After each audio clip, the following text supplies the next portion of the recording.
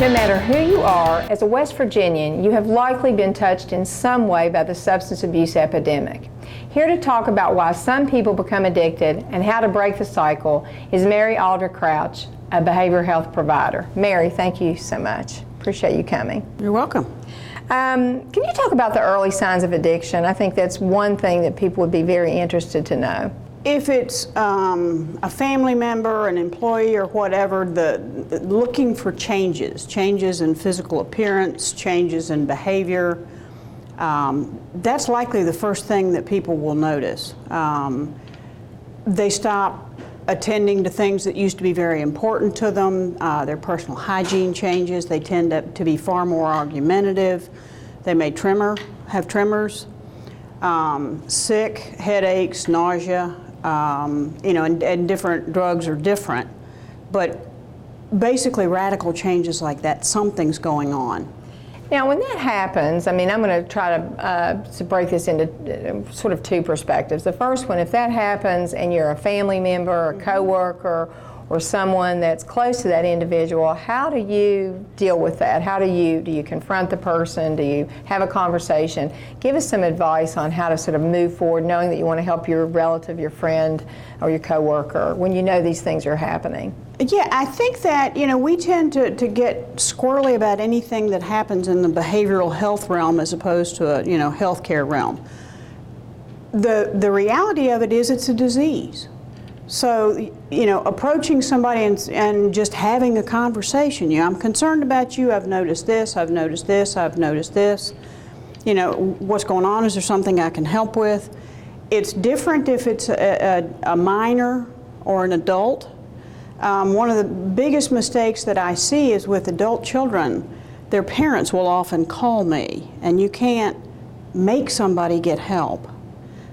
So that it's both being compassionate and supportive, but not enabling them by covering for them or continuing to bail them out.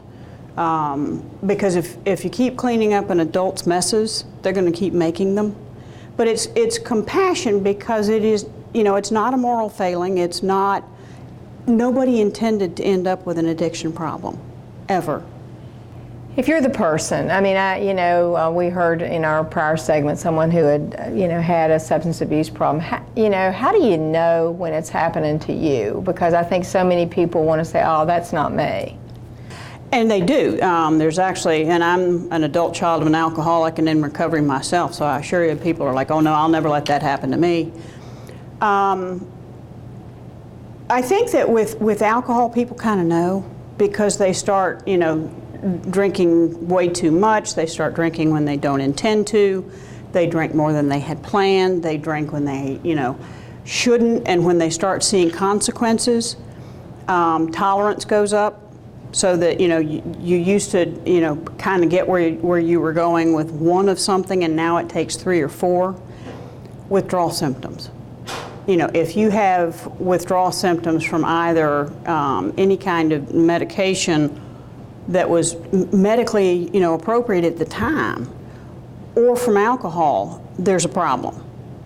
So that seeing those things in yourself, all of a sudden you realize it's not a matter of I want this, I need it.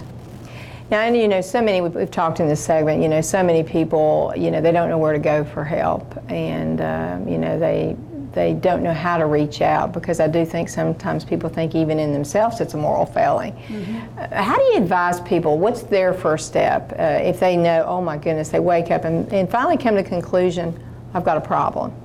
That helpline is fabulous. It's fabulous for family members. It's fabulous for the person themselves. It's as a professional, I use it all the time. Mm-hmm. These folks can find me services around the state that I can't find for myself because they're connected to all of them. The 844 Help for West Virginia is a fabulous service. And these folks can even help if someone's calling and saying, I think this is going on, what do I do? Because these folks are trained and they can tell you what to do. What is really nice, because it is stigmatized still, very stigmatized. The person themselves, can text, they can call, so there's, it's not as if it's in person, so that it can remain anonymous, so that I can kind of what if I am? And talk with somebody and you know, kind of clarify in my own mind, how big a problem is this? So it's a good step. I mean, once you recognize that you're moving forward, it's a good step. Now, I worry always about, you know, not just adults but young people, and a lot of people talk about marijuana. And you know, there's this big push across the country. You know, some states legalize it for medical purposes, some states have legalized it. Talk to us about marijuana and how it could potentially impact a person with a substance use disorder. Well, that, and it's obviously highly controversial. Research indicates that it is a gateway drug. If you speak with people who have developed alcohol issues, drug issues, whatever, virtually 100% of them started with marijuana. So it obviously does correlate with later substance abuse and addiction issues. With kids, it bothers me most with children, and that's what would concern me most about legalization, is that it puts it that much closer to our kids.